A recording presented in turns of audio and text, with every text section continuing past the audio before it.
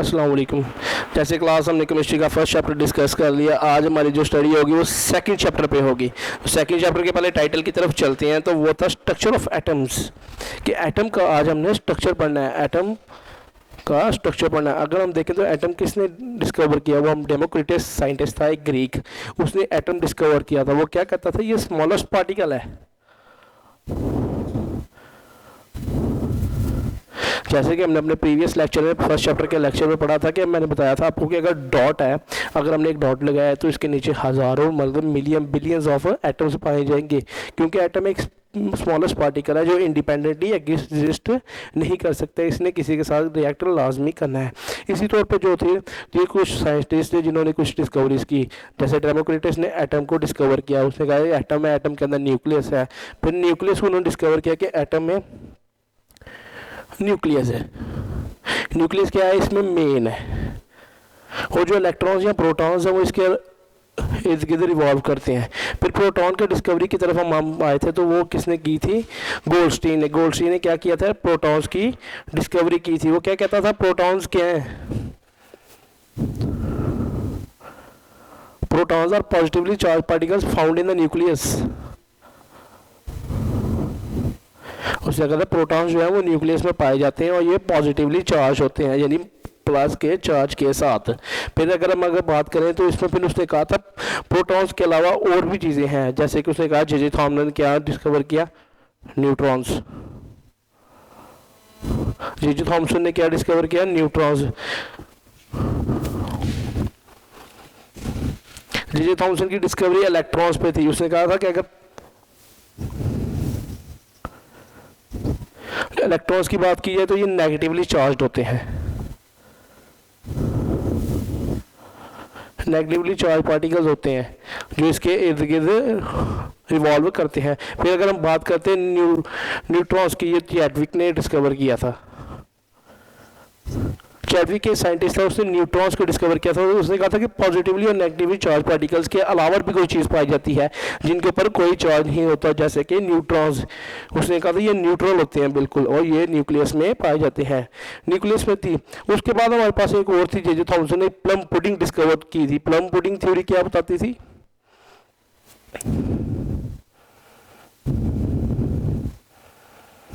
Plum pudding theory ये बताती थी कि उसने कहा था कि फंडामेंटल जो पार्टिकल्स हैं वो जो पॉजिटिवली चार्ज्ड है, जो पॉजिटिवली चार्ज प्रोटॉन्स हैं वो कहाँ स्ट्रक होते हैं, नेगेटिवली चार्ज पार्टिकल्स के दरमियान, यानी प्रोटॉन्स जो है इलेक्ट्रॉन्स के साथ स्ट्रक होते हैं। उसने इसको ऐसे कहा था जैसे प्लम किसी पुडिंग में हो। उसने कहा था ये प्लम ऐसे पुडिंग में कि एक चीज़ जो है उसको चारों तरफ से घिरा हुआ हो उसने, जैसे ये प्रोटॉन्स से,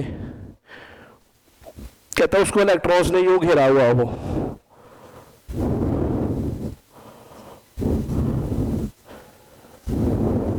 इसलिए उसने इसका नाम प्लम इन द पुडिंग दिया। उसने प्लम पॉजिटिव चार्ज को कहा, और पुडिंग जो है जैसे कि किसी भी चीज़ में अगर हम किसी उसको चावलों में एक पत्थर से फंसना या पुडिंग में किसी प्लम का होना, ये पॉजिटिव चार्ज का, इसके नेगेटिव चार्ज पार्टिकल्स के इर्द गिर्द होना। ये थी डिस्कवरी ऑफ एटम, कि एटम में क्या क्या चीज़ें पाई जाती हैं। एटम में एक रिव्यू ले लेते हैं। एटम जो है स्मॉलेस्ट पार्टिकल है, उसके बाद प्रोटॉन, इलेक्ट्रॉन्स और न्यूट्रॉन्स पाए जाते हैं। फिर हम अब आगे फर्दर स्टडी करेंगे कि डिस्कवरी ऑफ इलेक्ट्रॉन कैसे हुई।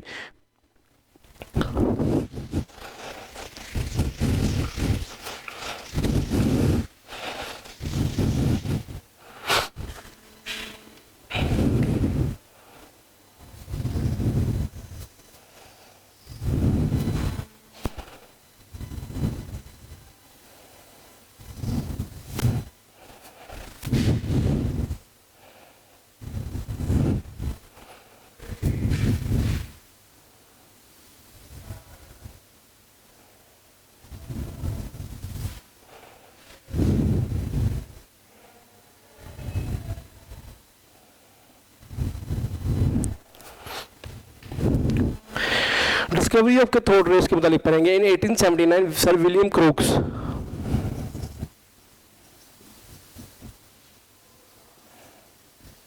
सर विलियम क्रूक्स ने ये नेगेटिवली चार्ज पार्टिकल्स को डिस्कवर क्या किया था। उसने किया था कि एक परफोरेटेड ट्यूब होती है। परफोरेटेड ट्यूब वो होती है जिसमें होल्स हो, परफोरेटेड प्लेट आप ऐसे ले सकते हैं जिसमें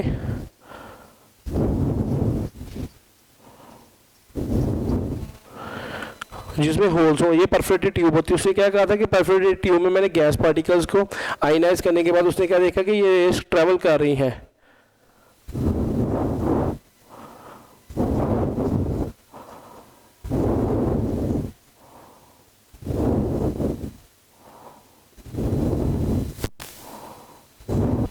जो परफोरेटेड ट्यूब्स हैं वो डिस्कवर करनी है विद लो प्रेशर के। उसने क्या किया, एक ग्लास फिटेड ट्यूब ली। ग्लास फिटेड ट्यूब लेने के साथ उसने फिर उसने क्या किया, उसको बैटरी के साथ कनेक्ट किया। बैटरी के साथ कनेक्ट करने के बाद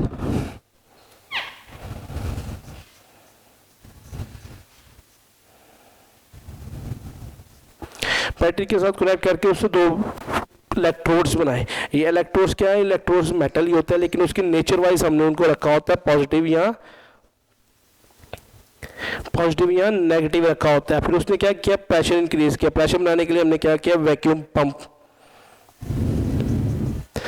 जी वैक्यूम पंप हम इसलिए यूज करते हैं ताकि उसमें जो भी एयर हो हम उसको निकालें और उसके अंदर प्रेशर किया जाए।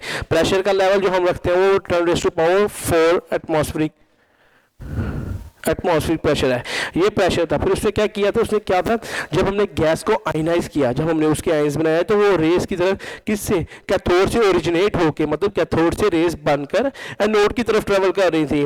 जब उसने देखा कि नेगेटिव इलेक्ट्रोड से बनकर पॉजिटिव इलेक्ट्रोड की तरफ ट्रेवल कर रही थी तो उसने कहा आया ये अगर पॉजिटिव की तरफ अट्रैक्ट हो रही है तो भी ये इलेक्ट्रॉन्स ही है, कैथोड रेस का नाम दिया उसने।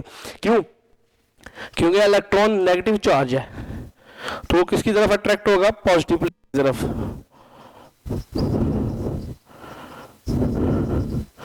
तो फिर उसका नाम उसने कैथोड रेस दिया, किसके लिहाज से, नेगेटिव चार्ज के लिहाज से। और उसने कहा था ये डिस्कवरी ऑफ इलेक्ट्रॉन की कैथोड रेस में क्या है, इलेक्ट्रॉन्स हैं। ये सारे क्या है, इलेक्ट्रॉन्स हैं जो ट्रेवल कर रहे हैं।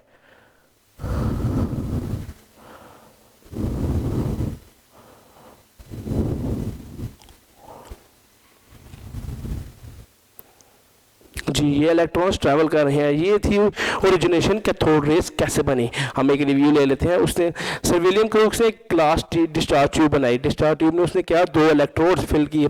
दो इलेक्ट्रोड्स फिट करने के बाद उसने क्या किया कि दोनों इलेक्ट्रोड्स को नेचर वाइज, एक को पॉजिटिव और एक को नेगेटिव बनाया। पॉजिटिव और नेगेटिव बनाने के बाद उसने क्या किया, एक वैक्यूम पंप यूज़ किया। वैक्यूम पंप यूज़ किया क्योंकि उसमें हमने प्रेशर दिया। प्रेशर था हमारा 10⁻⁴ ATM। फिर उसने बैटरी के साथ कनेक्ट करके जब उसने इसको इलेक्ट्रिसिटी ऑन की, फिर जो गैस थी इसमें वो आयनाइज हुई, उसके आयंस बने। आयंस बनने के बाद क्या हुआ, जो कैथोड रे से ओरिजिनेट होके यानी कैथोड रे से बनकर पॉजिटिव यानी एनोड की तरफ ट्रैवल कर रहे थे। फिर उसने इसका नाम कैथोड रेस दिया और कहा कि ये डिस्कवरी जो है इलेक्ट्रॉन की डिस्कवरी है, क्योंकि जो इलेक्ट्रॉन है वो ही पॉजिटिव की तरफ अट्रैक्ट होते हैं। ये थी डिस्कवरी ऑफ इलेक्ट्रॉन।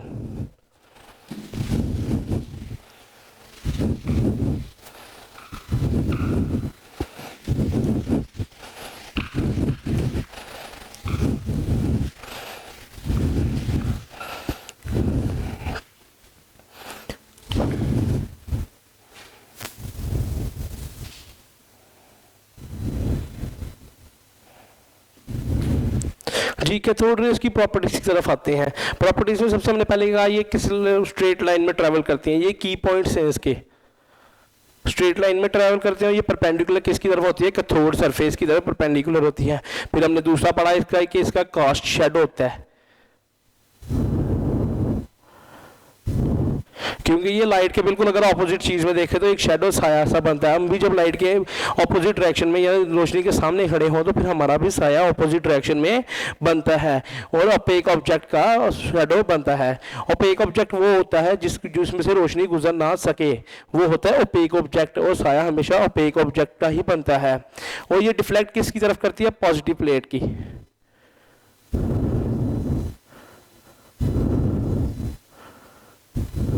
क्योंकि पॉजिटिव प्लेट की तरफ जाके ये देखो, फॉर एग्जांपल पॉजिटिव प्लेट है, ये इलेक्ट्रॉन्स आ रहे हैं सारे, तो कुछ जो है बाउंस बैक होते हैं यहाँ से, ये डिफ्लेक्शन होती है इनकी। टकराने के बाद वापस जब जाती है लाइट तो ये उसकी डिफ्लेक्शन होती है। डिफ्लेक्शन के बाद क्या कहा कि ये रेज करते हैं temperature of the body, raise temperature of body. ये उस बॉडी का टेम्परेचर रेज करते हैं जिसके ऊपर ये गिरे। जैसे फॉर एग्जांपल अगर हम बॉम्बार्डमेंट करते रहे पॉजिटिव प्लेट पे पॉजिटिव प्लेट पे इलेक्ट्रॉन्स की बम्बार्डमेंट करते हैं तो कुछ देर बाद हम कुछ अर्से के बाद देखेंगे कि ये इसका टेम्परेचर हाई होगा। क्यों? क्योंकि इलेक्ट्रॉन्स में काइनेटिक एनर्जी होती है। काइनेटिक एनर्जी कोलिजन से बढ़ती है और जो ही कोलिजन्स होंगी उसमें एक रगड़ सी पैदा होगी। जैसे आप दो आयरन रॉड लेके उन दोनों को आपस में रब करते रहें तो कोलिजन से एक देखेंगे आपके एक आयरन रॉड जो है वो गर्म हो जाएंगे अपने अपने एंड से। इसी तरह इलेक्ट्रॉन्स की बम्बार्डमेंट के बाद भी पॉजिटिव प्लेट का टेम्परेचर राइज होता है। फिर जे थॉम्सन ने एक डिस्कवरी ये भी की, उसने कहा कि हम E ओवर M वैल्यू निकालते हैं कि अगर हमने इलेक्ट्रॉन्स की वैल्यू निकालनी है तो हम उसके लिए E over M ratio use करते हैं। E over M value ratio use करते हैं कि इससे हम देखते हैं कि कितने इलेक्ट्रॉन्स की बम्बार्डमेंट हुई और कितने इलेक्ट्रॉन्स डिफ्लेक्टेड बैक हो गए। कहता लाइट कब प्रोड्यूस होती है? लाइट तब प्रोड्यूस होती है जब light is bombarded on discharge tube. और जो प्लेट है जो ही उसके ऊपर इलेक्ट्रॉन्स की बम्बार्डमेंट होती जाएगी तो हम देखेंगे कि चिंगारी सी प्रोड्यूस होती है। फॉर एग्जांपल अगर आप एक आयरन रॉड लेके उसको ज़मीन पर ज़ोर से लेके जाएं तो उसमें से कुछ चिंगारियां निकलेंगी। वो क्या होगी? वो लाइट प्रोड्यूस होती है। वो किससे प्रोड्यूस होती है? जब लाइट की जो है बम्बार्डमेंट होती है डिस्चार्ज प्लेट की वॉल्स पे। किस पे? डिस्चार्ज प्लेट की वॉल्स पे प्रोड्यूस होती है। उसके बाद हमने कुछ ये भी किया कि कुछ रेज जो है वो मैटर से एमिट नहीं होती। जैसे कि हमने कहा कि ये रेज ऐसे हम मैटर रख लें एक, फॉर एग्जांपल ये हमारे पास मैटर है तो रेज एमिट नहीं हो रही जब तक हम मैटर को आयोनाइज नहीं करेंगे। आयोनाइजेशन का उस दिन मैंने आपको बिल्कुल तफसील से बताया था कि आयोनाइज हम तब करते हैं जब हम उसको टेम्परेचर हाई देते हैं। हाई टेम्परेचर देने के बाद वो क्या बनता है? आइंस बनते हैं उसके, और आइंस बनने के बाद वो क्या होता है? उसमें से रेज प्रोड्यूस होते हैं। ये थी प्रॉपर्टीज। इन प्रॉपर्टीज की बुनियाद पे हमने उसको नाम दिया था इलेक्ट्रॉन्स का। इन प्रॉपर्टीज की नाम वजह से हमने कैथोड रेस को इलेक्ट्रॉन्स का नाम दिया था कि कैथोड रेस में इलेक्ट्रॉन्स पाए जाते हैं क्योंकि ये सारी प्रॉपर्टीज नेगेटिवली चार्ज पार्टिकल्स की हैं। सारी प्रॉपर्टीज नेगेटिवली चार्ज पार्टिकल की हैं, इसलिए हमने उसको नाम इलेक्ट्रॉन्स का दिया था। ये थी कैथोड रेस और discovery of electron.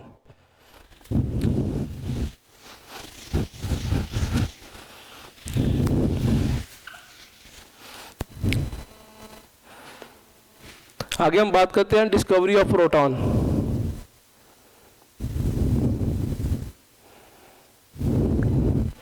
Discovery of proton भी एक डिस्चार्ज ट्यूब की तहत भी हुई थी।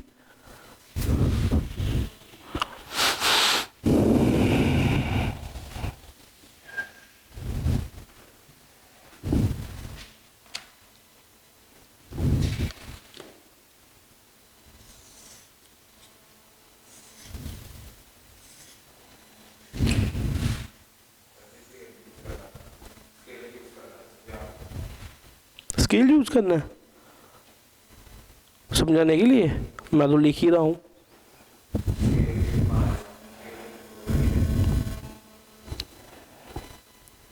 ठीक है,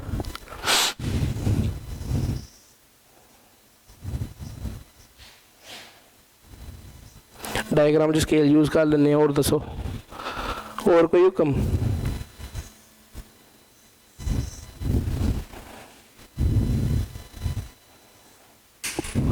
अपलोड तो भी कोई भी नहीं, मैंने चेक की थी रात को। किसकी?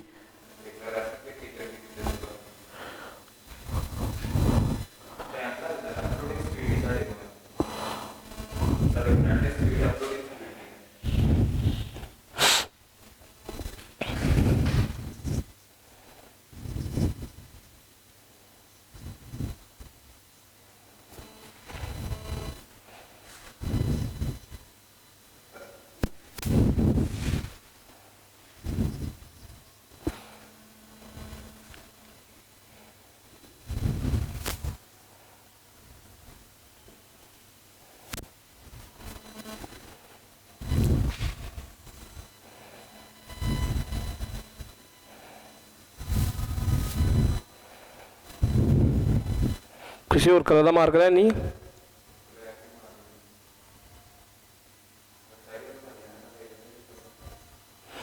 बन गई डायग्राम है तो पढ़ लिया।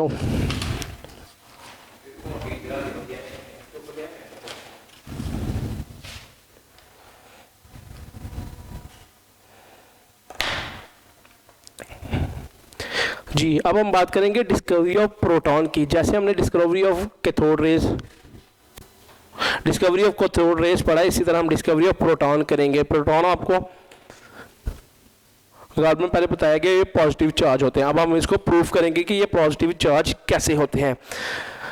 अगर हम बात करेंगे ये डायग्राम की, तो इसमें हमारे पास वैसे ही हमने एक डिस्चार्ज ट्यूब ली है, इसके अंदर प्रेशर हमने वैसे ही रखा है, हमने तकरीबन 10⁻⁻4 atm। उसके बाद हमने एनोड लिया है, एनोड पॉजिटिव है हमारा और कैथोड नेगेटिव है। कैथोड हमारा परफोरेटेड है, ये देखिए परफोरेटेड आप देख सकते हैं, इसमें होल्स है, परफोरेटेड में होल्स है, ये देखिए इस होल्स की वजह से हम इसको परफोरेटेड कैथोड ट्यूब कहते हैं। उसके बाद एनोड है हमारे पास, बैटरी के साथ कनेक्टेड है। अब जो रेस बनेंगी, अब जो रेस बनेंगी वो पॉजिटिव एनोड की तरफ से बनेगी, पॉजिटिव एनोड की तरफ से ट्रेवल करके उन्होंने कैथोड की तरफ जाना है, क्योंकि ये तो पॉजिटिव है और पॉजिटिव रेस किसकी तरफ अट्रैक्ट करती है, नेगेटिव की तरफ। ये तो आपको बखूबी पता ही है कि पॉजिटिव रेस किसकी तरफ अट्रैक्ट करती है, नेगेटिव की तरफ। जब पॉजिटिव रेस ट्रेवल करेंगी कैथोड की तरफ, तो जो नेगेटिव रेस इनमें से मौजूद होंगी, जो इलेक्ट्रॉन्स भी आयोनाइज होंगे गैस में, क्योंकि गैस में दोनों, अगर हम देखते हैं कोई भी गैस ले लें, अगर हम हीलियम लेते हैं, इसको आयनाइज करेंगे तो हीलियम पास, ये देखिए इसमें 7 इलेक्ट्रॉन्स की बने हैं। ये क्या थी, ये आयोनाइजेशन प्रोसेस था जी, ये आयोनाइजेशन थी। आयोनाइजेशन में हमने क्या लिया, हीलियम लिया, हमने उसको आयोनाइज किया। आयोनाइज करने के बाद हमने क्या देखा कि हीलियम पे पॉजिटिव चार्ज आ गया और 2 इलेक्ट्रॉन्स भी साथ इसके निकले हैं। तो हमने कहा ये नहीं कह सकते कि सारे प्रोटॉन्स ही होंगे, इलेक्ट्रॉन्स भी इसमें मौजूद हो सकते हैं, लेकिन जो इलेक्ट्रॉन्स है वो भी कैथोड रेस की तरफ ही ट्रेवल करेंगे, लेकिन वो जो ही उसके पास जाएंगे वो बाउंस बैक हो जाएंगे। क्योंकि आपने देखा होगा कि मैग्नेट के 2 होते हैं, south pole and north pole. हम अगर साउथ को ट्रैक करें तो नहीं अट्रैक्ट होते, जितना मर्जी हम लगाएं, लेकिन एक डिस्टेंस पे आके वो एक दूसरे को रिपेल करना शुरू कर देते हैं। इसी तरह जब हम साउथ और नॉर्थ पोल को अट्रैक्ट करते हैं तो वो बहुत बड़ी जल्दी अट्रैक्ट हो जाते हैं। इसी तरह जो एनोड की तरफ से पॉजिटिव रेज निकली थी वो परफोरेटेड से जो पास कर गई, हमने उसको नाम दिया कैनाल रेज का। इस तरह ये कैनाल रेज प्रोड्यूस हुई थी। उसने कहा था जो परफोरेटेड प्लेट से रेज पास कर गई वो थी कैनाल रेज, और जो नहीं पास कर सकती वो थी कैथोड रेज, यानी इलेक्ट्रॉन्स थे वो। ये थी हमारी डिस्कवरी ऑफ प्रोटॉन।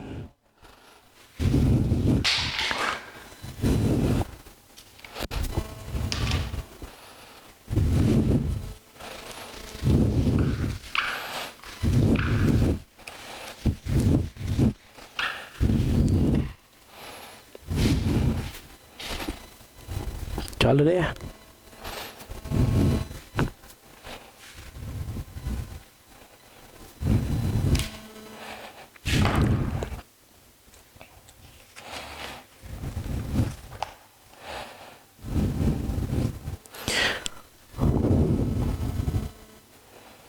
जी। अब हम कैनाल रेज की प्रॉपर्टीज पढ़ते हैं।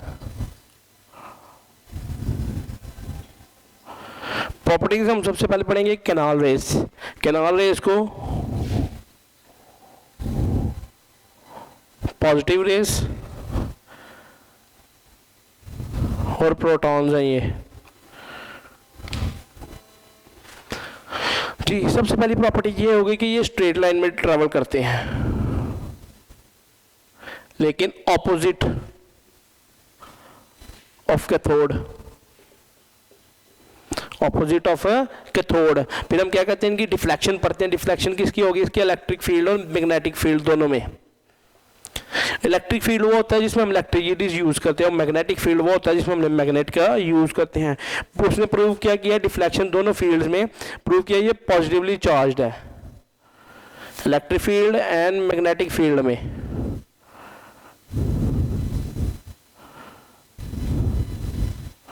इलेक्ट्रिक फील्ड और मैग्नेटिक फील्ड में। उसके बाद हमने नेचर इसकी use, nature of canal raise भी पॉजिटिव थी, nature of canal raise positive. फिर हम बात कर रहे थे कि इसमें हमने देखा कि वो प्रोटॉन्स कैसे बने हैं, इसलिए हमने कैसे किया। फॉर एग्जांपल जैसे मैंने आपको हीलियम की एग्जांपल दिया, हमने क्या पढ़ना है इसमें, आयनाइजेशन कि पॉजिटिव रेज कैसे बनी। इलेक्ट्रॉन्स तो बने ही बने, लेकिन पॉजिटिव रेज कहाँ से बनी। हमने जब मेटल लिया, मेटल लेने के बाद हमने इसकी की आयनाइजेशन, आयनाइजेशन करने के बाद हमारे पास क्या आया, मेटल के ऊपर positive charge plus electron, plus electron, metal के ऊपर पॉजिटिव चार्ज और प्लस इलेक्ट्रॉन, फिर हम double charge plus 2e electrons, ये देखिए हम अगर इसी डबल आयनाइजेशन करेंगे, सेकेंड आयनाइजेशन करने के बाद क्या होगा, इलेक्ट्रॉन्स की मिकदार भी बढ़ेगी और प्रोटॉन्स की बढ़ेगी। ये थी आयनाइजेशन। आयनाइजेशन देखें कैसे, हमने कि एक मेटल या गैस ली, उस गैस को हमने आयनाइज किया, गैस आयनाइज करने के बाद क्या हुआ, गैस के ऊपर पॉजिटिव चार्ज है कि उसके आयंस बने हैं और साथ है इलेक्ट्रॉन्स की भी इन्वॉल्वमेंट हुई है। उसके बाद मेटल के ऊपर जो पॉजिटिव चार्ज था उसी को हमने और आयोनाइज किया, मेटल के ऊपर जो पॉजिटिव चार्ज था उसको हमने और आयोनाइजेशन करने के बाद उसके मेटल सेकंड आयोनाइजेशन हो गई और 2 इलेक्ट्रॉन्स हमारे पास निकले। ये थी, यहाँ से पॉजिटिव आयंस भी बने थे और नेगेटिव आयंस भी बने थे। ये थी डिस्कवरी। फिर हम कहते हैं कि मास ऑफ प्रोटॉन जो है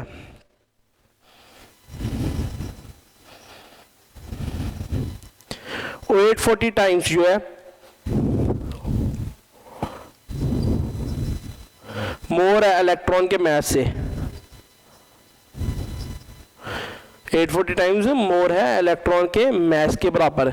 ये प्रॉपर्टीज थी कैनाल रेस की। कैनाल रेस की प्रॉपर्टीज हमने बखूबी पढ़ ली कि स्ट्रेट लाइन में और अपोजिट के थोड़ में होते हैं। उसके बाद डिफ्लेक्शन होती है, इनकी नेचर इनकी पॉजिटिव होती है। फिर हमने आयनाइजेशन, ये इसका मेन पॉइंट है। अगर कोई आपसे पूछ लेते हैं कैनाल रेस कैसे डिस्कवर हुई, हमने क्या किया, उसको गैस लेके उसको आयनाइज किया। आयनाइज करने पे क्या होता है, पॉजिटिवली चार्ज और नेगेटिवली चार्ज दोनों यानी प्रोटॉन्स और इलेक्ट्रॉन्स दोनों डिस्कवर होते हैं। दोनों रेज एमिट होती हैं। जब दोनों रेज एमिट हुई तो उस पर क्या हुआ, जो ही मेटल की ज्यादा आयनाइजेशन होती जाएगी और उसी उतनी नेगेटिव रेज ही बनेगी जितनी पॉजिटिव रेज बनेगी, दोनों का इक्वल होगा। लेकिन मैस में डिफरेंस आ जाता है। मैस ऑफ प्रोटॉन जो है 1840 टाइम्स मोर होता है इलेक्ट्रॉन से। जी ये थी discovery of proton and canal rays.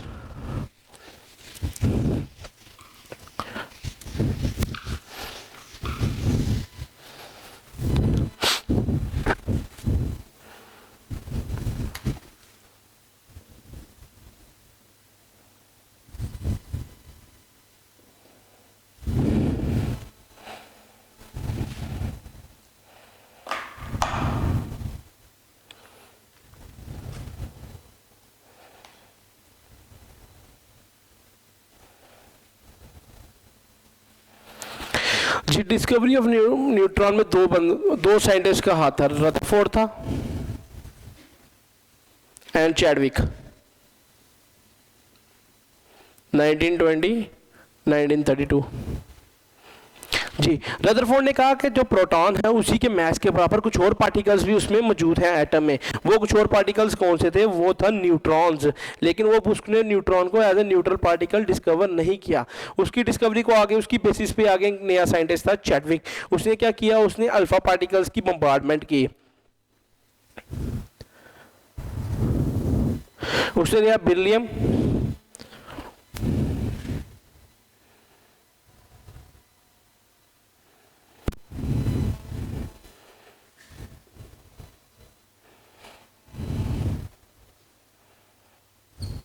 जी उसने क्या किया कि अल्फा पार्टिकल्स की बम्बार्डमेंट की। अल्फा पार्टिकल्स की बम्बार्डमेंट करने के बाद उसने बेरिलियम को एक टारगेट बनाया, यानी उसने अल्फा पार्टिकल्स की सारी जो है, ये हीलियम जो है ये अल्फा पार्टिकल्स हैं। हम ये नहीं कह सकते कि हमने बेरिलियम और हीलियम का रिएक्शन कराया, नहीं, हमने बेरिलियम को एक टारगेट बना के हमने हीलियम को जो है ना उसके ऊपर बम्बार्डमेंट कराई। यानी हमने हीलियम की सारी रेस किया किसके ऊपर, बेरिलियम के ऊपर बम्बार्डेड करवाई। रदरफोर्ड एटॉमिक मॉडल पे बात चल रही थी। रदरफोर्ड ने डिस्कवर किया था, रदरफोर्ड ने एटॉमिक मॉडल में उसने ये डिस्कवर किया था, उसने एक ये एक्सपेरिमेंट परफॉर्म किया था गोल्ड फॉइल पे। गोल्ड फॉइल क्या होता है कि एक, जैसे कि हमने देखा होगा काफ़ी चीज़ें हम जो है एल्युमिनियम फाइल में रोल आउट करते हैं, वो जो सिल्वर कलर की फाइल होती है, इस तरह की गोल्डन कलर की भी फाइल होती है। उसने उसके ऊपर ये एक्सपेरिमेंट परफॉर्म किया था। उसने कहा था कि अगर हम देखते हैं इसमें पॉजिटिव और नेगेटिव चार्जेस कितने कितने हैं और किस किस लिहाज से, इसलिए उसने एक गोल्ड फॉइल पे ऊपर दिया। उसके ऊपर उसने हीलियम को टारगेट किया और हीलियम को टारगेट बनाया अल्फा पार्टिकल्स से। उसने कहा कि आया हम देखते हैं अल्फा पार्टिकल्स पेनिट्रेट कर सकते हैं थिक फॉइल पे कि नहीं। उसने थिक फॉइल की कुछ मेजरमेंट इस तरह से ली, 0.004 सेंटीमीटर। ये थी उसकी कि इतनी थिक हमने वो फाइल लेनी है। फाइल लेने के बाद उसने क्या किया, पार्टिकल्स को बम्बार्ड किया। जो ही बम्बार्ड किया उसने देखा कि कुछ तो सीधे सीधे पास आउट कर गए हैं, लेकिन कुछ जाके 120 के एंगल पे डिफ्लेक्ट हो गए हैं, 120 डिग्री पे जाके डिफ्लेक्ट हो गया। और कुछ ऐसे हैं जो बिल्कुल बाउंस बैक ही हो गए हैं, जैसे ये देखिए ये बाउंस बैक हो गया कि ये पास नहीं कर सकता। इसलिए उसने क्या किया, मेजॉरिटी जो है उसकी अल्फा पार्टिकल्स की वो कहता है वो पास कर सकते हैं, लेकिन कुछ की डिफ्लेक्शन जो है बिल्कुल स्लो थी। जैसे कि हमने यहाँ डिफ्लेक्शन पढ़ी, ये बिल्कुल कम थी 120 पे, कि अगर हम उसने 1000 पार्टिकल्स को बम्बार्ड किया था तो कहता है 2000 जो है पार्टिकल्स अगर बम्बार्ड करें उसमें 1000 अबव जो है वो पास कर जाते हैं, लेकिन बहुत कम रेशो है जो डिफ्लेक्ट करें या बाउंस बैक हो सके। इसने उसने क्या किया कि उसने एक अल्फा पार्टिकल फोटोग्राफिक्स की, यानी जिंक पे, जिंक सल्फाइड की एक स्क्रीन पे उसने बम्बार्ड किया।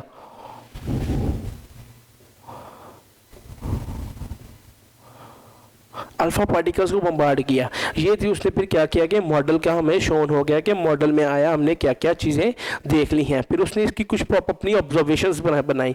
उसने कहा है कि जो मैंने कहा है कि अभी almost more than 1000 are passed, कि उसने कहा कि बहुत ज़्यादा जो है वो पास कर गई थी। कहता कुछ जो है वो डिफ्लेक्ट हुई थी, लेकिन जो डिफ्लेक्ट हुई थी उनका एंगल बहुत ज़्यादा अभी नहीं था। क्या थी, एक 120 पे एंगल पे डिफ्लेक्ट हुई, लेकिन जो बाउंस बैक हुई थी वो बहुत बड़े एंगल पे बाउंस बैक हुई। अगर सीधी जा रही थी तो बिल्कुल नीचे आके डिफ्लेक्ट हुई, उन्होंने पार्टिकल्स को डिफ्लेक्ट हुई किसके ऊपर, गोल्ड फाइल के ऊपर। अगर हम इसकी रिजल्ट्स की कुछ हमने इसकी कंक्लूजन्स पढ़ते हैं कि रिजल्ट्स की, वो ये थी कि पार्टिकल्स जो फाइल में से अनडिफ्लेक्ट हुई थी उनका वॉल्यूम जो था उन्होंने ऑक्यूपाई किया हुआ था वो एटम का एम्प्टी था। लेकिन जो बात की थी हमने कि जो वॉल्यूम उन्होंने ऑक्यूपाई किया हुआ था एटम्स में वो एम्प्टी था, लेकिन फिर हमने क्या किया कि जो डिफ्लेक्शन थी ना पार्टिकल्स की वो सेंटर पॉजिटिवली चार्ज से होती थी। क्यों, इलेक्ट्रॉन्स के जो है ना अल्फा पार्टिकल्स भी प्रोटॉन्स ही थे, उनके बम्बार्डमेंट के क्या दिखा कि उसने जब वो न्यूक्लियस भी पॉजिटिवली चार्ज होता है इसलिए पॉजिटिव अट्रैक्ट नहीं कर सकते, लेकिन वो बाउंस जो बैक करता था उसके सेंटर ऑफ पॉजिटिव चार्ज की वजह से जो है ना उनकी बाउंसिंग बैक होती थी। और बाउंसिंग बैक भी और डिफ्लेक्शन न्यूक्लियस में मौजूद पॉजिटिव चार्ज की वजह से होती थी। फिर जो इलेक्ट्रॉन्स हैं वो उसने हमने कहा कि वो रिवॉल्व करते हैं न्यूक्लियस के अराउंड। ये जैसे कि अगर आप देख लें कि न्यूक्लियस पॉजिटिवली चार्ज है, उसके इर्द गिर्द मैंने नेगेटिव इलेक्ट्रॉन्स बनाए हैं, ये किसके इर्द गिर्द रिवॉल्व करते हैं। फिर कहता है कि एटम जो न्यूक्लियस है वो उसका होल पार्ट होता है, लेकिन वो इलेक्ट्रॉन से फिल नहीं होता, नंबर ऑफ प्रोटॉन्स उसमें मौजूद होते हैं। इलेक्ट्रॉन्स तो रिवॉल्व करते हैं लेकिन प्रोटॉन्स जो है वो न्यूक्लियस के अंदर मौजूद होते हैं, प्रोटॉन्स और न्यूट्रॉन्स। इलेक्ट्रॉन्स जो है वो फंडामेंटल पार्टिकल्स होते हैं। फंडामेंटल पार्टिकल्स क्या है कि वो जो है वो फंडामेंटल पार्टिकल्स हम उस लिहाज में लेते हैं कि वो live with in the nucleus करते हैं, यानी न्यूक्लियस के अंदर नहीं होते, वो बाहर की तरफ रिवॉल्व करते हैं, इसलिए हम उनको फंडामेंटल पार्टिकल्स कहते हैं। जी कुछ ड्रॉबैक्स थे जो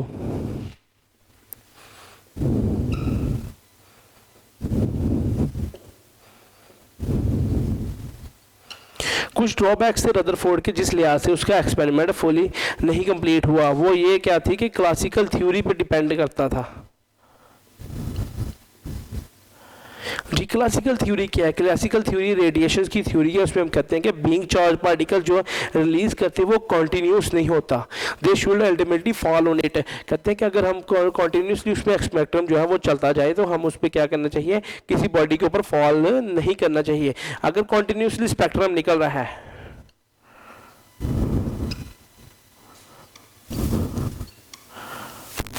जी, स्पेक्ट्रम हम कहते हैं रेडिएशंस के निकलने के, ये स्पेक्ट्रम है।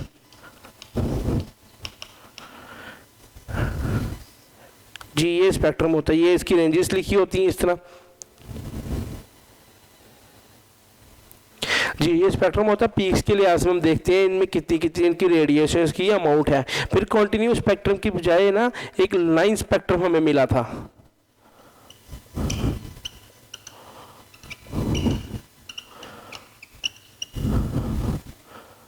कॉन्टिन्यूस स्पेक्ट्रम की बजाय हमें एक लाइन स्पेक्ट्रम मिला था। लाइन स्पेक्ट्रम क्या ऑब्जर्व किया था कि जो रेडिएशन है वो लाइन बाय लाइन निकल रही हैं, मौजूदा एक ही दफ़ा सारी नहीं निकल रही, वो अब एक लाइन बाय लाइन निकल रही हैं। ये थे कुछ ड्रॉबैक्स थे किसके, रदरफोर्ड के, जिसकी वजह से उसका ये एक्सपेरिमेंट है किसी हद पे जाके फेल हो गया। यानी अगर ये डिफेक्ट्स ये ड्रॉबैक्स ना होते तो उसका एक्सपेरिमेंट है फुली सक्सेसफुल होना था। ये रदरफोर्ड एटॉमिक मॉडल था।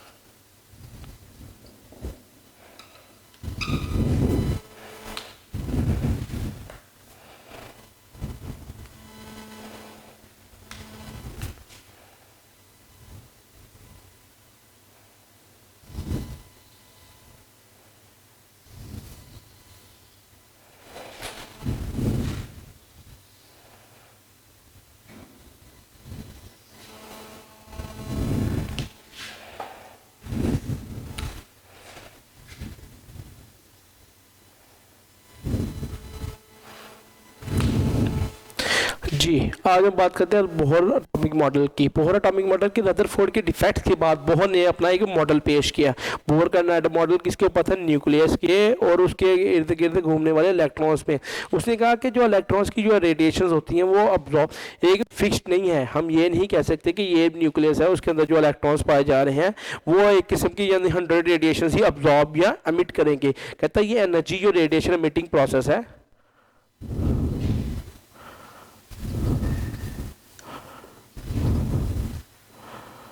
ये कंटिन्यूस नहीं हो सकता। उसके ऊपर उसने अपना एक दिया प्रोजेक्ट दिया, उसके ऊपर क्या कहा उसने कि एनर्जी जो है क्वांटाइज्ड है, यानी एनर्जी की क्वांटिटी हर क्वांटिटी से मुख्तलिफ है। फिर उसने इसके ऊपर एक अपना एक ये प्रपोज किया मॉडल। उसमें क्या किया? न्यूक्लियस है, उसके गिर्द ये शेल्स हैं, KLMN हमारे शेल्स हैं, KM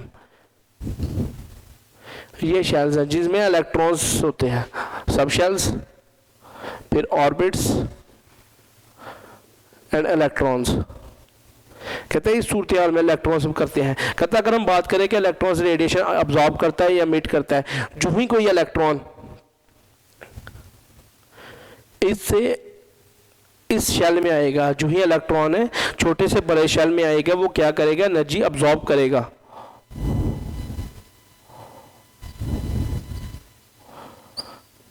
रेडिएशन से अब्जॉर्ब करेगा, और जो ही कोई इस शेल में से इस शेल में आएगा तो रेडिएशन से एमिट करेगा।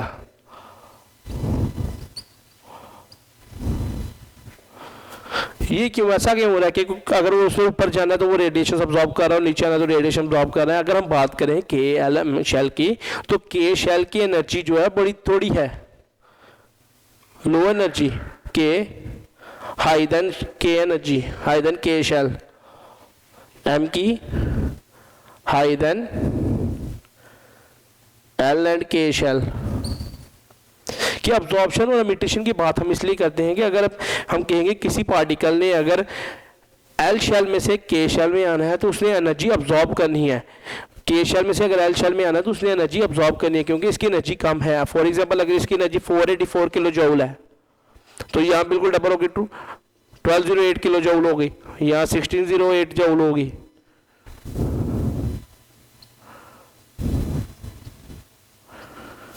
अगर हम K शेल से L शेल में आना है फिर हमें एनर्जी अब्जॉर्ब करनी पड़ेगी, यानी वो रेडिएशन से अब्जॉर्ब करके अपने अंदर इतनी एनर्जी ले लेगा कि वो L शेल में रह सके। इसलिए अगर हम बड़ी आसान सी एग्जांपल लेते हैं कि एक आम आदमी यानी कि जिसका आम तबके का यानी छोटे तबके का आदमी अगर कहे कि मैंने बड़े बंगले में रहना है तो उसके लिए बड़े बंगले में रहने के लिए उसको बहुत ज़्यादा पैसा इकट्ठा करना पड़ेगा। इसी लिहाज में K शेल के इलेक्ट्रॉन्स को L शेल में रहने के लिए भी बहुत ज़्यादा एनर्जी यूज़ करनी पड़ेगी। ये एनर्जी उनकी करेंसी है, इलेक्ट्रॉन्स की करेंसी यानी एनर्जी है। अगर L शेल में से किसी ने K शेल में रहना है तो फिर वो क्या करेगा? एनर्जी लूज करेगा। वो कहेगा कि मेरे पास अगर 1208 किलो जूल एनर्जी है लेकिन K शेल में तो 484 किलो जूल वाला रह सकता है, इसलिए वो क्या करेगा? अपनी एनर्जी एमिट करेगा। एमिट करेगी किस में करेगा? रेडिएशंस की शक्ल में, और अब्जॉर्ब भी रेडिएशंस की शक्ल में कहेगा। इसलिए हम ये नहीं कह सकते कि ये कॉन्टिन्यूस प्रोसेस है, ये एक लाइन स्पेक्ट्रम प्रोसेस है। यानी अगर किसी ने नीचे शेल में जाना हो तो फिर अब्जॉर्ब करेगा, एमिट करेगा। अगर वो किसी ने ऊपर वाले शेल में आना हो तो फिर वो अब्जॉर्ब करेगा। ये था एनर्जी लेवल्स थे। ये क्या बनाए थे? बोहर ने एनर्जी लेवल्स बनाए थे। ये डबल हेडेड एरो बता रहे हैं कि यूं जाते हम एनर्जी कम होगी और यूं ऊपर जाते हुए एनर्जी ज़्यादा यूज़ होगी। इसी बेस पर उसने कुछ पोस्टुलेट्स बनाए थे। वो क्या कहता था? हाइड्रोजन एटम की बात करें तो उसमें एक टाइनी न्यूक्लियस है और उसके गिर्द सिर्फ एक इलेक्ट्रॉन है, यानी उसके पास सिर्फ एक शेल है। ये हाइड्रोजन की बात कर रहे हैं हम कि न्यूक्लियस के गिर्द सिर्फ एक है, उसका टाइनी पार्टिकल न्यूक्लियस है। कहता है ईच ऑर्बिटेड की एनर्जी जो है वो फिक्स्ड है। जैसे मैंने ये एनर्जी फॉर एग्जांपल लिखी है, ये इसकी एक्यूरेट एनर्जी नहीं, ये फॉर एग्जांपल एनर्जी है सिर्फ आपको समझाने के लिए, लेकिन ये भी फिक्स है। कहता है जो ही वो कोई इलेक्ट्रॉन एक ही पार्ट में रहेगा, अगर वो किसी और में जाना चाहेगा तो उसको एनर्जी अब्जॉर्ब करेगा। जैसे हायर शेल में उसने जंप करना है तो एनर्जी अब्जॉर्ब करेगा, अगर उसी ने लो शेल में अब्जॉर्ब करेगा तो वो एनर्जी लूज करेगा। इस तरह अगर हमने एक इक्वेशन बनाई हुई है E2 minus E1 is equal to HV, इस इक्वेशन के बुनियाद पे हमने कहा ये प्लैंक्स क्वांटम इक्वेशन है, ये प्लैंक्स इक्वेशन है एनर्जी के लिहाज से। ये प्लैंक्स इक्वेशन एनर्जी से किसके लिहाज से, हायर ऑर्बिटल से लोअर ऑर्बिटल और लोअर ऑर्बिटल से हायर ऑर्बिटल में जाने के लिए। अगर हम प्लैंक्स क्वांटम की बात करें तो उसकी वैल्यू हमारे पास 6.63 10⁻⁻34 जूल पर सेकंड है। और v की फ्रीक्वेंसी तो लाइट फ्रीक्वेंसी होती है, ये है हमारे पास प्लैंक्स क्वांटम h, और h की वैल्यू ये है, और v तो लाइट है, और लाइट की इक्वेशन आपको पता है 3⁻10⁸ मीटर पर सेकंड है। ये वैल्यूज है, इस लिहाज से हम एनर्जी कैलकुलेट कर सकते हैं। फिर उसने कहा कि इलेक्ट्रॉन जो रिवॉल्व करते हैं, इलेक्ट्रॉन जो रिवॉल्व करते हैं वो रिवॉल्व किस मेथड से करते हैं, यानी ये इलेक्ट्रॉन इसके इर्द गिर्द रिवॉल्व कर रहा है, ये देखिए ये रिवॉल्विंग प्रोसेस किसकी बुनियाद पे है। फिर उसने एक इक्वेशन निकाली n = h/2π, h/2π। इसमें क्या कहा है, n क्या है, क्वांटम नंबर है, वो कुछ भी हो सकता है 1 2 3 4 5 6। h क्या है, प्लैंक्स क्वांटम, प्लैंक्स क्वांटम, और पाई की वैल्यू तो 22/7 या 3.14 भी हो सकती है। जी ये बातें थी उसके मुताबिक रदरफोर्ड बोहर एटॉमिक मॉडल के, जो रदरफोर्ड ने के डिफेक्ट्स को उसने प्रूव किया। रदरफोर्ड के डिफेक्ट्स को प्रूव करने के बाद उसने कहा कि जो एनर्जी है वो कंटिन्यूस नहीं है, लाइन स्पेक्ट्रम है। अब आपको तो क्लियरली समझ आ चुकी होगी कि लाइन कैसे स्पेक्ट्रम है, कि उसने जंपिंग की वजह से या मिशन या रेडिएशन की अब्जॉर्बिंग से एक लाइन स्पेक्ट्रम के जरिए एनर्जी यूजफुल है। जी ये था बोहर एटॉमिक मॉडल। अगर हम इन दोनों का कंपैरिजन करें, जैसे कि रदरफोर्ड एटॉमिक मॉडल और बोहर एटॉमिक मॉडल का बात करें, रदरफोर्ड एटॉमिक मॉडल जो है वो क्लासिकल थ्योरी पे डिपेंड करता है, जबकि ये क्वांटम थ्योरी पे करता है। बोहर क्वांटम पे क्यों करता है, क्योंकि ये इसकी एनर्जी जो है क्वांटाइज्ड है। और फिर अगर हम बात करें रदरफोर्ड में इलेक्ट्रॉन इवॉल्व करता है अराउंड द न्यूक्लियस, लेकिन नहीं, उसने ये नहीं स्पेसिफिकली हमें बताया कि इलेक्ट्रॉन्स जो है ऑर्बिटल्स में, ये देखें शेल्स हैं, शेल्स के बाद सब शेल होते हैं, सब शेल के बाद ऑर्बिटल्स होते हैं, ऑर्बिटल्स में इवॉल्व करता है। ये इसका फुली डेवलप हमें जो कॉन्सेप्ट दिया वो बोहर एटॉमिक मॉडल की वजह से मिला। फिर रदरफोर्ड को कोई कॉन्सेप्ट नहीं था उसमें ऑर्बिटल्स का और शेल्स का या सब शेल्स का, वो तो कहता था एक कंटिन्यूस स्पेक्ट्रम चल रहा है, कि वो कह रहा था रेडिएशन अब्जॉर्ब निकलती जा रही है, उसको ये नहीं था पता कि किस लिहाज से निकली है। लेकिन जो बोहर एटॉमिक मॉडल था उसने नील बोहर ने हमें यह बताया कि ऑर्बिटल्स के अंदर एंगुलर मोमेंटम है, लिहाजा ऑर्बिटल्स के सीक्वेंस की वजह से रेडिएशन निकलती हैं, और रेडिएशंस क्वांटाइज्ड है, यानी ये क्वांटिटी है उनकी। हम ये तो नहीं कह रहे कि 2000 रेडिएशंस निकली हैं एक एटम में से या 3000 रेडिएशंस निकली हैं, वो कह रहा है जितनी रेडिएशन एक एटम की क्वांटाइज्ड है सिर्फ उतनी ही निकलेंगी। फिर कहता है वो बोहर ने कहा था कि एटम कोलैप्स हो सकता है, कि एटम कोलैप्स हो सकता है, कि वो जुड़ सकता है या टूट सकता है, लेकिन एटम कभी जिंदगी में नहीं टूट सकता, क्योंकि वो एग्जिस्ट करता है, वो इंडिपेंडेंटली एग्जिस्ट कर सकता है। जी ये थे दोनों के डिफरेंसेस रदरफोर्ड और बोहर के। जी स्टूडेंट्स अब हम बात करेंगे इलेक्ट्रॉनिक कन्फिग्रेशन की। इलेक्ट्रॉन कन्फिग्रेशन की जरूरत हमें क्यों पेश आई, हमने जब बात की कि बोहर एटॉमिक मॉडल से ही क्या गया न्यूक्लियस के इर्द गिर्द इलेक्ट्रॉन्स रिवॉल्व करते हैं ऑर्बिटल्स की शक्ल में। फिर हमने ये तो नहीं कह सकते कि हम 50 बंदे एक ही कमरे में बंद कर दें, नहीं, हमने फिर एक सीक्वेंस बनाया कि इलेक्ट्रॉन्स का एक सीक्वेंस बनाया। हमने कहा है कि 2 इलेक्ट्रॉन्स पहले ऑर्बिटल में डालेंगे, फिर 6 इलेक्ट्रॉन्स, फिर इस तरह इलेक्ट्रॉन्स डालते रहेंगे ताकि वो बास्कुनी लोअर ऑर्बिटल से हायर और हायर ऑर्बिटल से लोअर ऑर्बिटल की तरफ ट्रैवल कर सकें। फिर इलेक्ट्रॉन कन्फिग्रेशन की जरूरत पेश आई, फिर हमने एक एनर्जी लेवल्स बनाए। हमारे पास 4 शेल्स हैं, K L M N।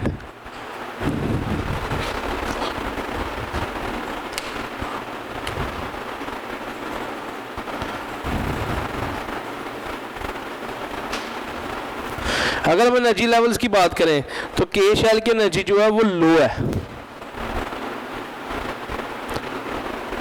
Lowest energy, high than के,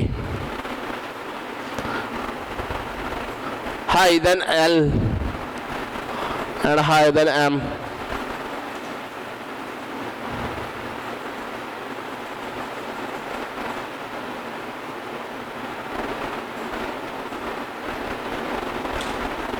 जी एनर्जी लेवल्स की बात करें तो हमने कहा था कि एनर्जी लेवल्स देखें जैसे कैसे कि KLMN, ये हमारे पास 4 शेल्स मौजूद हैं। चारों शेल्स में से सबसे लो एनर्जी K की है।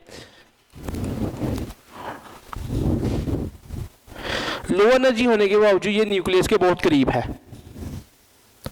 जी ये K शेल है।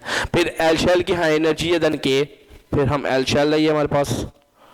फिर हम एम शेल की बात करें तो उसकी एनर्जी हाई होती है के शेल से भी और एल शेल से भी।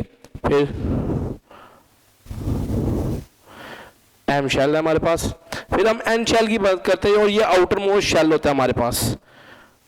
आउटर मोस्ट शेल होने के बावजूद इसकी एनर्जी सबसे हाई है, इसकी एनर्जी सबसे हाई है। यहाँ वो इलेक्ट्रॉन रह सकता है जिसकी एनर्जी बहुत ज़्यादा हाई हो, इसलिए इलेक्ट्रॉन्स के सीक्वेंस के लिए फिर हमने शेल्स के बाद KLM शेल्स के बाद हमने कुछ सब शेल्स बनाए। सब शेल्स हमने कैसे बनाए, के में एस सब शेल है और एस सब शेल को हम डिनोट भी छोटे लेटर से कर सकते हैं। इसमें सिर्फ एल है, ओनली एस। एल में एस भी है और पी भी है। फिर एम में एस पी और डी है। फिर एस पी डी एफ कि SPDF इसमें 4 सब शेल पाए जाते हैं क्योंकि इसकी एनर्जी बहुत ज़्यादा है। फिर अगर हम इलेक्ट्रॉन्स की काउंटिंग करें, शेल्स और सब शेल्स का कॉन्सेप्ट तो हमें आ गया। इसके बाद हमने देखने के इलेक्ट्रॉन्स कैसे हम सब शेल्स में डालते हैं, इन सब शेल्स में इलेक्ट्रॉन्स कैसे रखते हैं। फिर इलेक्ट्रॉन्स रखने के लिए हमारे पास क्या है कि एस में सिर्फ 2 इलेक्ट्रॉन्स होने चाहिए, पी में 6 इलेक्ट्रॉन्स, डी में 10 इलेक्ट्रॉन्स, एफ में 14 इलेक्ट्रॉन्स। इनसे ज़्यादा इलेक्ट्रॉन्स नहीं आ सकते। एस शेल की एस सब शेल की बात करेंगे 2 इलेक्ट्रॉन से ज़्यादा उसमें नहीं आ सकते। अगर हम बात करते हैं तो ये देखें के शेल में फिर कितने इलेक्ट्रॉन्स आएंगे, क्योंकि के शेल में सिर्फ एक सब शेल है, सिर्फ 2 इलेक्ट्रॉन्स। एल सब शेल की बात करें इसमें एस और पी है, 2 + 6 = 8। फिर हम 8 इलेक्ट्रॉन्स बनाएंगे जी, ये 8 इलेक्ट्रॉन्स हो गए। फिर हम एम शेल की बात करें, एम शेल में कितने SPDF होता है 10 6 16 + 2 18। हम 18 बनाएंगे 1 2 3 4 5 6 7 8 9। पेयरअप की फॉर्म में होते हैं इलेक्ट्रॉन्स।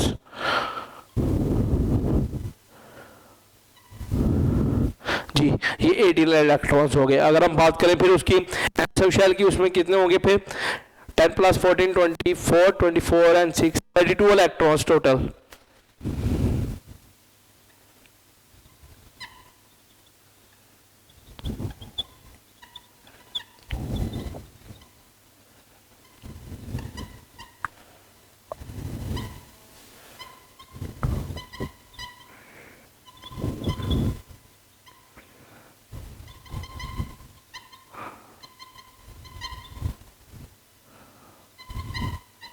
जी, ये इलेक्ट्रॉन्स का सीक्वेंस है। के शेल में कितने इलेक्ट्रॉन्स हैं, सिर्फ 2। एल शेल में 8 electrons, 18 electrons and 32 electrons. Shell wise electrons के में 2, एल में 8, एम में 18 और एन में 32। और सब शेल की बात करें तो सिर्फ 2। इस तरह ये इनसे ज़्यादा इलेक्ट्रॉन्स नहीं आ सकते। और हर एलिमेंट, जितने एलिमेंट्स हमने डिस्कवर कर चुके हैं उन सबके इलेक्ट्रॉनिक कन्फिगरेशन यहाँ तक है और सिर्फ एन शेल तक हमने अभी तक डिस्कवर की हैं। इससे आगे मजीद हमें फ्यूचर में अगर कोई इलेक्ट्रॉन मिलता है जो एन शेल से अबव एनर्जी हो तो गालबन ये इलेक्ट्रॉनिक कन्फिगरेशन और एक्सपेंड कर सकती है। लेकिन अब तक हमारे पास जो ये है वो इलेक्ट्रॉनिक कन्फिगरेशन की आप डेफिनेशन क्या लेते हैं कि हमने डिस्ट्रीब्यूशन करनी है of electrons among the nucleus, कि हमने न्यूक्लियस के इर्द गिर्द उनकी डिस्ट्रीब्यूशन करती है किस लिहाज से, इंक्रीजिंग लेवल से, इंक्रीजिंग लेवल के लिहाज से। यानी हमने पहले क्या देखना है, इसमें जो इलेक्ट्रॉन्स है कुछ एनर्जी वाले वो के में रखेंगे, फिर ज़्यादा एनर्जी वाले एल में, फिर उससे ज़्यादा वाले एम में, फिर उससे ज़्यादा वाले एन में। और ये थी फिलिंग ऑफ इलेक्ट्रॉन्स। अब हम इसमें से कुछ 2-3 एग्जांपल्स सॉल्व करते हैं। सबसे पहले हम हाइड्रोजन की लेते हैं एग्जांपल। इसमें 1 इलेक्ट्रॉन है तो ये के शेल में होगा। सोडियम की एग्जांपल लेते हैं 11 के साथ, 2 6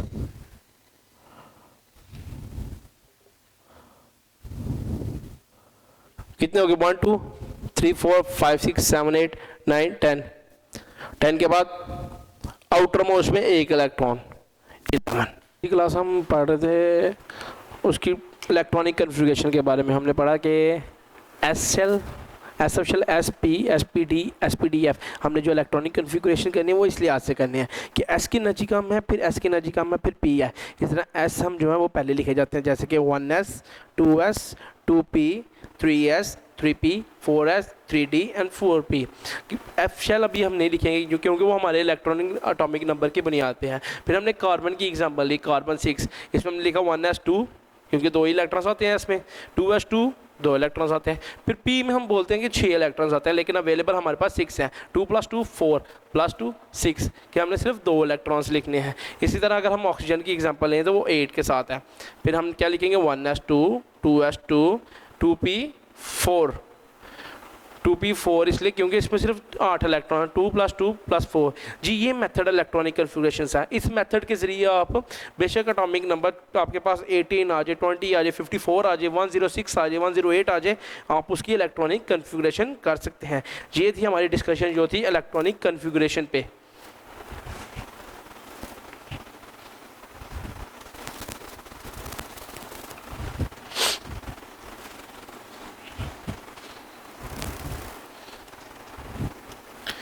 अब हम बात करेंगे इस चैप्टर के लास्ट टॉपिक पे जो कि आइसोटोप्स पे है। जी आइसोटोप्स पे हम पिछले चैप्टर में भी बात कर रहे थे। आइसोटोप्स ऐसे एलिमेंट होते हैं जिनका सेम एटॉमिक नंबर होता है,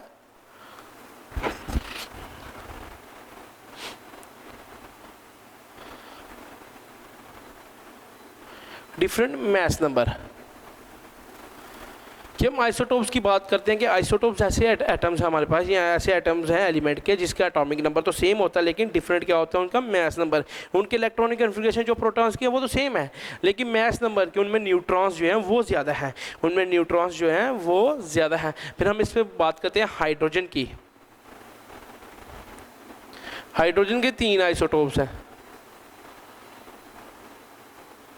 प्रोटियम, ड्यूट्रियम, ट्रिटियम। इस लिहाज से हम उनको नाम दिए हुए हैं। Protium H1/1, H2/1, H3/1। क्या हमने अगर प्रोटॉन्स की बात करें वो तो एक ही है, न्यूट्रॉन 0, प्रोटॉन्स, न्यूट्रॉन्स, प्रोटॉन 1/1, 2/1। कि अगर हम प्रोटॉन्स और न्यूट्रॉन्स की बात करें तो वो उनमें न्यूट्रॉन्स के डिफरेंट होने की वजह से एटॉमिक मास इंक्रीज करता है, न्यूट्रॉन्स के डिफरेंट होने की वजह से। ये 3 आइसोटोप्स हैं इसके। अगर हम आइसोटोप्स कार्बन की बात करें, जी कार्बन के भी 3 आइसोटोप्स हैं, 12/6, 13/6 एंड 14/6। जी कार्बन की बात करें Pn, ये P से प्रोटॉन और N से न्यूट्रॉन। प्रोटॉन तो 6 ही है इनमें,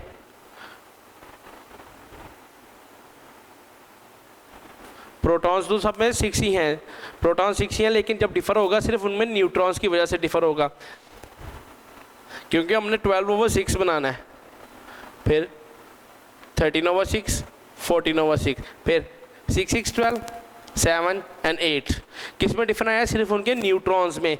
ये है कि न्यूट्रॉन्स में उसके एटॉमिक मास में डिफरेंट आया है। ये ऊपर देखिए उसके एटॉमिक मास डिफरेंट है, लेकिन जो उनके एटॉमिक नंबर है तीनों के सेम है। एटॉमिक नंबर तीनों के 6, 6 है, लेकिन मास नंबर डिफरेंट है। इसी तरह हम आइसोटोप्स क्लोरीन की बात करते हैं। क्लोरीन के सिर्फ 2 आइसोटोप हैं, 35/17 एंड 37/17।